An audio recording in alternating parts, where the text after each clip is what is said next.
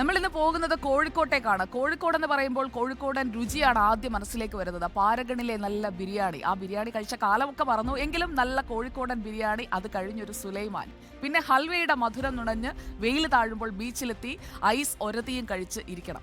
അങ്ങനെയൊക്കെയാണ് കോഴിക്കോടൻ ജീവിതം. നമ്മൾ അതൊക്കെ മിസ് ചെയ്താണ് ഇവിടെ നിൽക്കുന്നത്. പക്ഷേ അങ്ങനെ ജീവിക്കുന്നവർ ധാരാളമുണ്ട്. അങ്ങനെ അടിപൊളിയായ കോഴിക്കോടൻ ജീവിതം, അതിഥി സ്നേഹത്തിൽ എപ്പോഴും മുന്നിലാണ് കോഴിക്കോട്ടുകാർ എന്നുള്ളത് എടുത്തു പറയണം. അതുകൊണ്ട് തന്നെയാണ് പയ്യന്നൂരിൽ നിന്ന് വന്ന MK രാഘവന് ലോക്സഭയിൽ ഹാട്രിക് വിജയം കോഴിക്കോട് എന്ന മണ്ണ് സമ്മാനിച്ചത്. സ്നേഹത്തോടെ രാഘവേട്ട എന്ന് വിളിച്ചത്, അത് കേരളം മുഴുവൻ ഏറ്റുവിളിക്കുന്ന രീതിയിലേക്ക് എത്തിയത്. എന്നാൽ നാലാമതും ജയിച്ചു കയറാൻ കോൺഗ്രസിനെ അനുവദിക്കില്ല എന്ന നിലപാടിൽ അങ്ങനെ മുറുകി നിൽക്കുകയാണ് CPIM. രാജ്യസഭാ MP ആയ എളമരം കരീമിനെ നിയോഗിച്ചത് വിജയം മാത്രം ലക്ഷ്യമിട്ടാണ്. നാട്ടുകാരനായ MT രമേശ് ആയഞ്ചേരിക്കാരനാണ്. ആയഞ്ചേരിക്കാരൻ കോഴിക്കോട്ട് വന്ന് ഒരു അത്ഭുതം കാണിക്കും എന്ന് പ്രതീക്ഷിക്കുന്നുണ്ട് BJP. വോട്ട് വർധന ജയത്തോടടുക്കുമെന്നുള്ളതാണ് അവരുടെ കണക്കുകൂട്ടൽ. അപ്പോൾ കോഴിക്കോടൻ വോട്ട് കഥയുടെ ക്ലൈമാക്സ് അറിയാൻ വോട്ട് എണ്ണുന്നത് വരെ നമുക്ക് കാത്തിരുന്നേ പറ്റൂ. നിലവിലെ കാഴ്ചകൾ എങ്ങനെയാണ്? കോഴിക്കോടിന്റെ മണ്ണ് നൽകുന്ന സൂചന എന്താണ്? വിവരങ്ങളുമായി നമുക്കൊപ്പം VS രഞ്ജിത്തും AK അഭിലാഷും സാനിയോ മനോമിയുമാണ് ഇന്ന് ചേരുന്നത്. Welcome guys. കോഴിക്കോടിന്റെ നന്മയെക്കുറിച്ചാണ് ഞാൻ പറഞ്ഞത്. ഇനി കോഴിക്കോട്ട് വരുമ്പോൾ നിങ്ങൾ ബിരിയാണി വാങ്ങിച്ചു തരുമെന്ന പ്രതീക്ഷയിലാണ് ഇത്രയും പറഞ്ഞത്. രഞ്ജിത്തെ, ഉറപ്പല്ലേ ബിരിയാണി? പിന്നെന്താ, കോഴിക്കോട്ട് വന്നവരാരും തിരിച്ചു പോയിട്ടില്ല. MT വാസുദേവൻ നായർ മുതൽ ഇങ്ങോട്ട് MK രാഘവൻ വരെ വന്നവരൊക്കെ ഇവിടെ കൂടിയിട്ടേ ഉള്ളൂ. അത് ഞങ്ങളുടെ ബിരിയാണിയും ഞങ്ങളുടെ സ്നേഹവും കഴിച്ചിട്ടാണ്. ഓക്കെ, അപ്പൊ നമുക്ക് വാർത്തയിലേക്ക് വന്നാൽ രാഘവേട്ടന് 4-ാം ഊഴം ലഭിക്കുമോ എന്നുള്ള ചോദ്യമാണ് ഉയരുന്നത്. രാഘവേട്ട എന്നെല്ലാവരും വിളിക്കുമ്പോൾ മറുഭാഗത്ത് കരീംക എന്നും കേൾക്കുന്നുണ്ട്. സാനിയോ, ഞാൻ അങ്ങോട്ട് വരാം. അപ്പൊ നമുക്ക് ആദ്യം രാഘവേട്ടനിൽ നിന്ന് തുടങ്ങാം. ഇത്തവണ എളുപ്പമാണോ കോഴിക്കോട്ട് രാഘവേട്ടന് 4ാമത്തെ ജയം?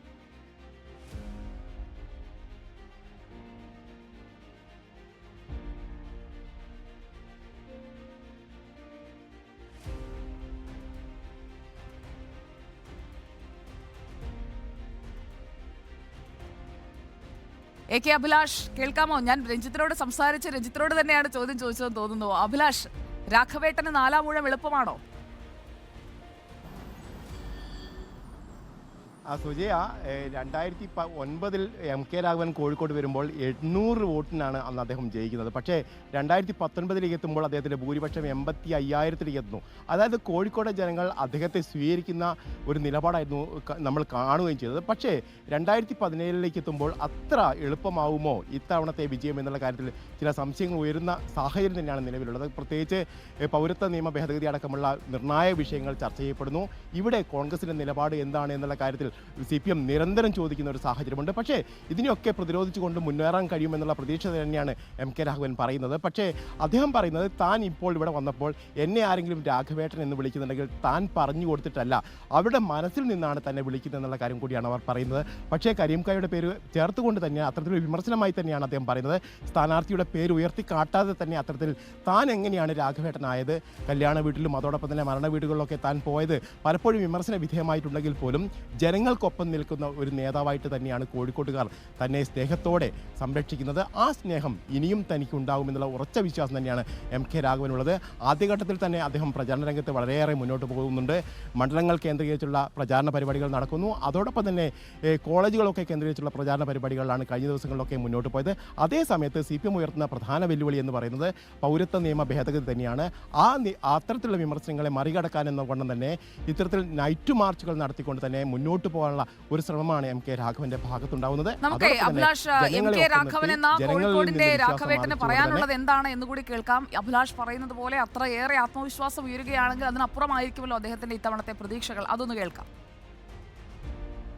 ഒന്ന് സ്പോണ്ടേനിയസ് ആയിട്ട് വരേണ്ട കാര്യമാണ്, മറ്റൊന്ന് അറേഞ്ച്ഡ് ആണ്. അത് കോഴിക്കോട്ടെ ജനങ്ങൾ തീരുമാനിക്കും. അത് ഞങ്ങളാരും പോസ്റ്റർ അടിച്ചു കൊടുത്തിട്ടില്ല. ഇത് ജനങ്ങളാണെല്ലാം തീരുമാനിക്കുന്നത്. ഇത് ഞാൻ പറഞ്ഞു, ഒന്ന് സ്പോണ്ടേനിയസ് ആണ്, മറ്റൊന്ന് അറേഞ്ച്ഡ് ആണ്. മനസ്സിലായില്ലേ? ജനങ്ങൾക്ക് വിട്ടുകൊടുക്കുന്നു, ജനങ്ങൾ തീരുമാനിക്കുന്നു. അഭിലാഷ്, ജനങ്ങൾ തീരുമാനിക്കട്ടെ എന്നാണ് രാഘവേട്ടൻ പറയുന്നത്. ഒന്ന് സ്പോണ്ടേനിയസ് ആണ്, മറ്റൊന്ന് ആ രീതിയിൽ ഇപ്പോൾ ക്രിയേറ്റ് ചെയ്തതാണ്. നേരത്തെ അങ്ങനെ വിളിച്ചിരുന്നില്ലല്ലോ എന്ന സൂചനയാണോ ഇപ്പോൾ ആ പ്രതികരണത്തിലൂടെ അദ്ദേഹം നടത്തുന്നത്? തീർച്ചയായിട്ടും ഓരോ വേദികളിലും ഇത് പറഞ്ഞുകൊണ്ട് തന്നെയാണ് എം കെ രാഘവൻ പോകുന്നത്. ഞാൻ നിങ്ങളുടെ രാഘവേട്ടനാണ് എന്നല്ല പറയുന്നത്, ഞാൻ നിങ്ങളുടെ MP ആണ്, നിങ്ങളുടെ ജനകീയനായ ആളാണ്, നിങ്ങൾക്കൊപ്പം നിൽക്കുന്ന ഒരു നേതാവാണ്, ആ രീതിയിൽ എന്നെ പരിഗണിക്കണം എന്നുള്ള കാര്യം കൂടിയാണ് പറയുന്നത്. അതോടൊപ്പം തന്നെ കരീമിൻ്റെ പേരെടുത്ത് പറയാതെ തന്നെ ഇത്തരത്തിൽ വിമർശനങ്ങളും അദ്ദേഹത്തിൻ്റെ ഭാഗത്ത് നിന്ന് ഉയരുകയും ചെയ്യുന്നു.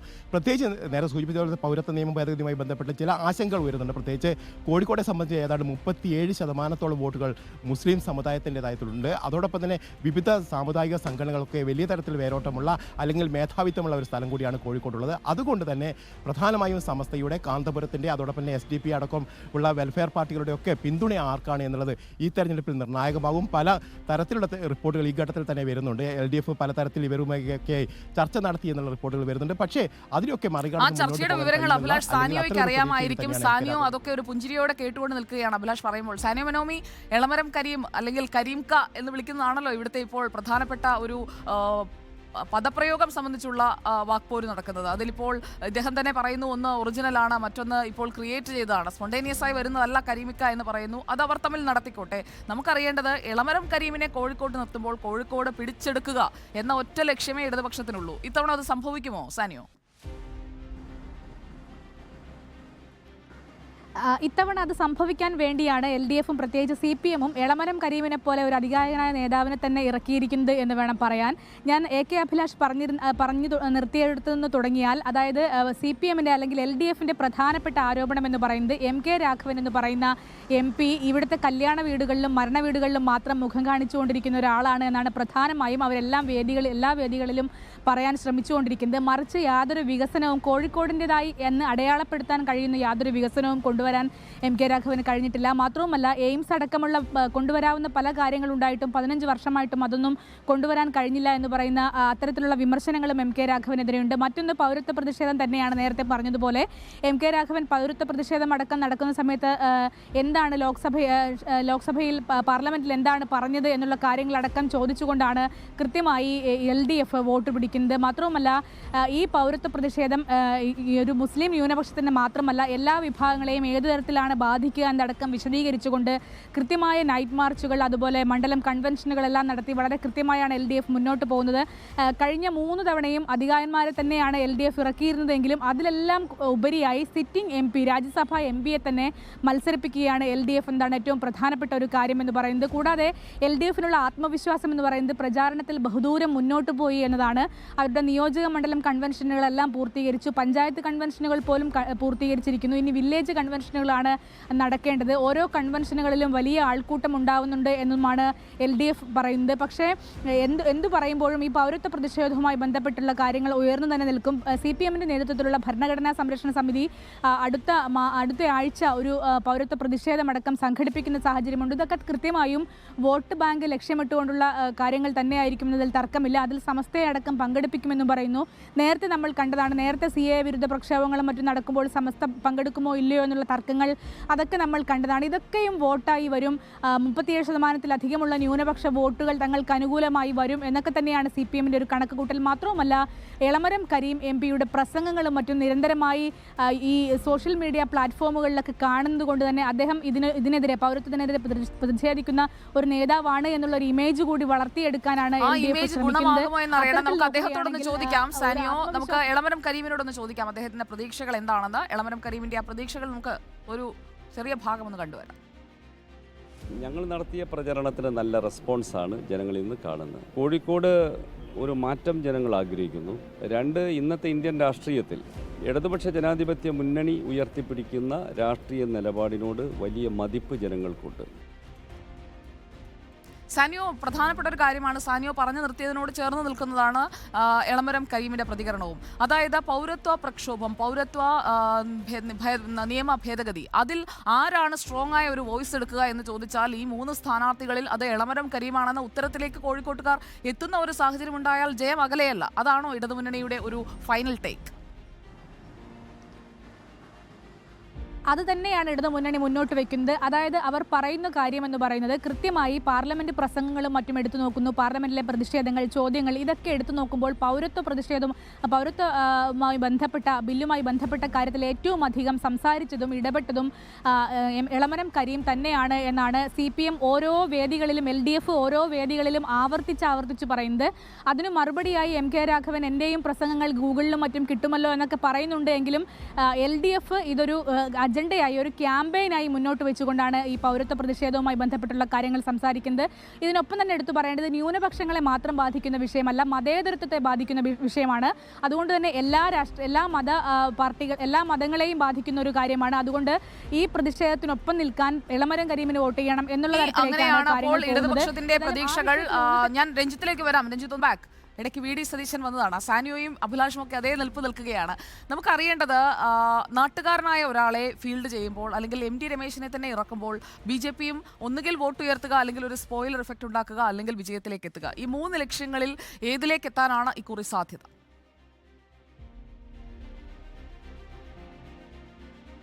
മൂന്നിൻ്റെയും അംശങ്ങളുണ്ട് ഈ മത്സരത്തിൽ. അതായത് BJPയെ സംബന്ധിച്ച് ഈ നിയമസഭാ തിരഞ്ഞെടുപ്പിൽ കിട്ടിയ വോട്ട് പോലും ഭൂരിഭാഗവും കിട്ടാറില്ല. കാരണം 1,61,000 വോട്ട് നിയമസഭയിലേക്കുള്ള മത്സരത്തിൽ കോഴിക്കോട്ടെ 7 നിയമസഭാ മണ്ഡലങ്ങൾ ചേർത്താൽ BJPക്കുണ്ട്.